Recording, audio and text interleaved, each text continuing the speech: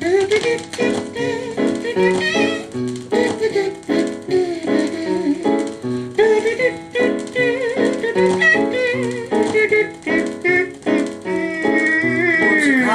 to our parlor, said young Bennington to God.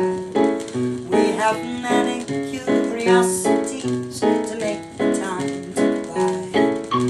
No, draw the story man to ask me is in vain. Whoever goes up that winding stair may ne'er come down again. Oh me, oh my, won't you come into our party? Said young Pennington to God.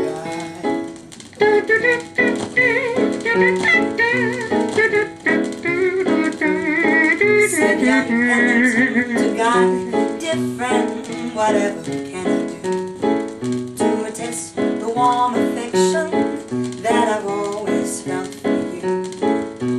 No, draw the story man to the poet's deep dismay. For I've heard about our parlor games and I do not wish to play. Oh me, oh my, won't you come to our parlor? Said young Pennington to God.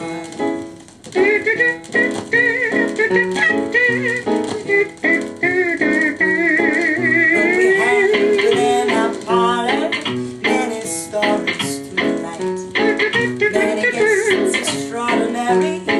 Please give up the silly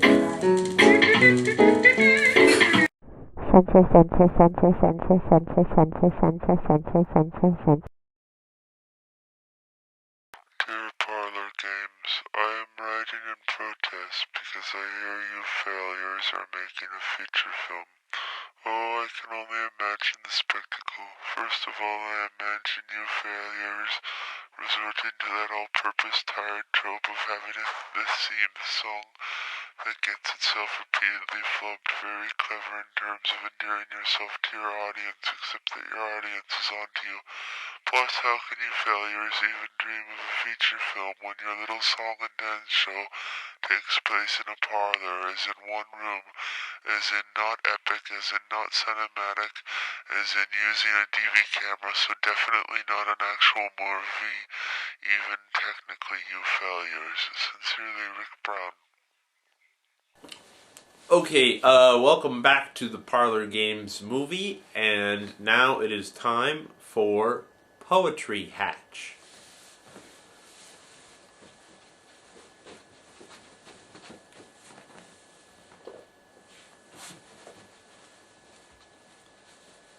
Transmission. I like watching TV static, she said once, handing me a drink that smelled of Glastonbury and tasted like old ice cream. There is a phrase for it in Swedish, Mörnes Krig, which means the War of the Ants. Like an advert recorded by accident at the beginning of an old Memorex VHS cassette, the image is there, but the reasons are missing. She meant, I guess, that we all need to search for meaning in things, even if we only find fragments, splinters, pixels, or thousands of black and white dots fighting over nothing.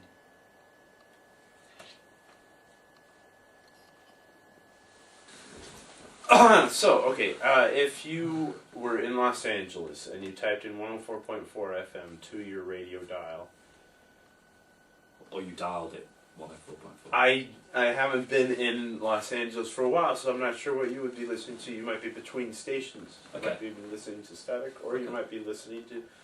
But there is something sort of artistic about static radio that could be considered similar to either Parlour Games or to another show that might be on Resonance FM. Yeah, because Resonance does those shows that are sort of pure static. Yeah.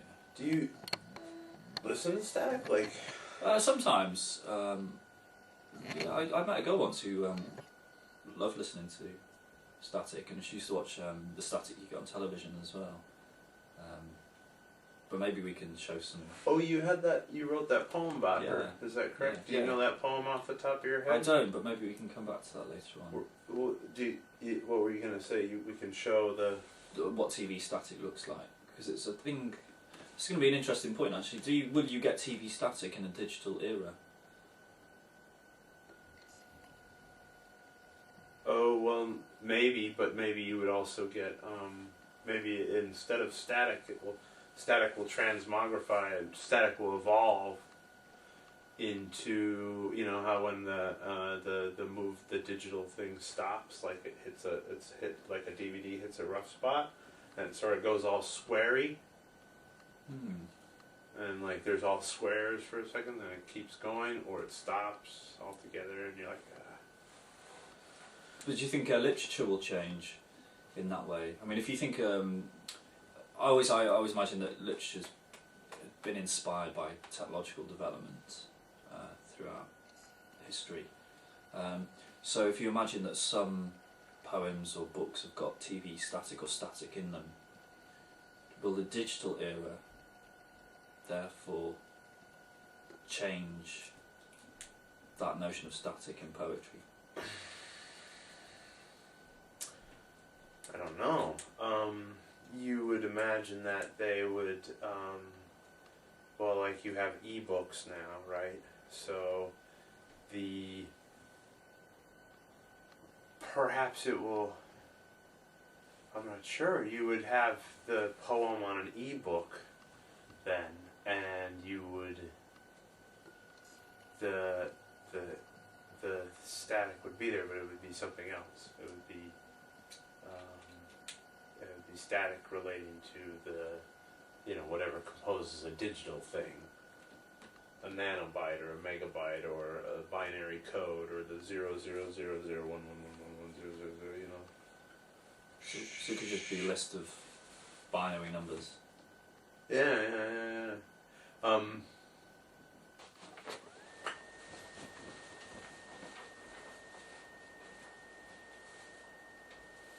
And now, on the Parlour Games, the movie, it is time for Story Hatch.